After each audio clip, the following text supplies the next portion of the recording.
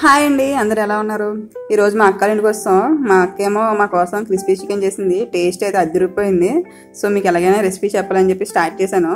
దీనికి ఒక నిమ్మకాయ కావాలి, ఒక చిన్న ఉల్లిపాయ సన్నగా తరుక్కొని పక్కన పెట్టుకోండి. ఇంకా ఉప్పు, కారం, కొంచెం గరం మసాలా ఒక 2 స్పూన్స్ అయితే సరిపోతుంది. అలాగే జీలకర్ర ధనియాల పొడి కూడా కావాలి. ఆ తర్వాత కొంచెం అల్లం వెల్లుల్లి paste, tomato sauce, soya sauce, ఇంకా కార్న్ఫ్లోర్ ఒక 2 స్పూన్స్ అయితే సరిపోద్ది. ఒక గుడ్డు, ఒక చిన్న కప్తో నువ్వులు. అన్నిటికన్నా ఇంపార్టెంట్ అయింది చికెన్ కదండి.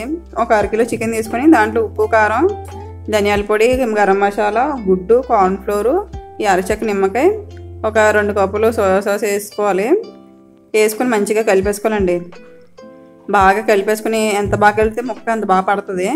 సో మీరు బాగా అంతా కలిపేసుకొని ఒక అరగంట వరకు మ్యారినేట్ చేసుకోండి. అరగంటనే కాదు, గంటనే మ్యారినేట్ చేసుకోవచ్చు, మీ ఇష్టం అది. కానీ బాగా చేసుకున్నాక ఆయిల్ తీసుకుని మంచి డీప్ ఫ్రై చేసుకోండి ముక్కలన్నీ కూడా.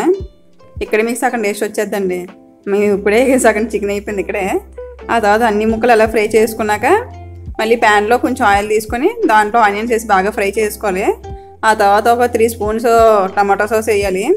వేసి బాగా కలిపేసుకొని 1 స్పూను సోయా సాస్ వేసుకోవాలి. వేసేసుకున్నాక మనం ఇందాక డీప్ ఫ్రై చేసుకున్నాం కదా చికెన్ ముక్కలు, ఆ చికెన్ ముక్కలన్నీ దీంట్లో వేసుకోవడమే. వేసుకుని బాగా కలిపేసుకోవాలి. వీడియో అలా కొంచెం అలా అవుతుందని ఏమనుకోకండి, ఎందుకంటే మా అక్కల పిల్లలు తీశారు, నన్ను అసలు తీనివ్వలేదు.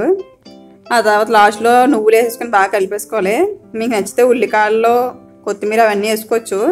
మేమైతే నువ్వులు వేసుకున్నాం. ఒక్కొక్కరి టేస్ట్ ఒక్కొక్కలా ఉంటుంది కదా, కొంచెం కొత్తగా ట్రై చేద్దామని చెప్పి నువ్వులు వేసుకున్నాం. టేస్ట్ అయితే మాత్రం నమ్మరండి, చాలా బాగుంది.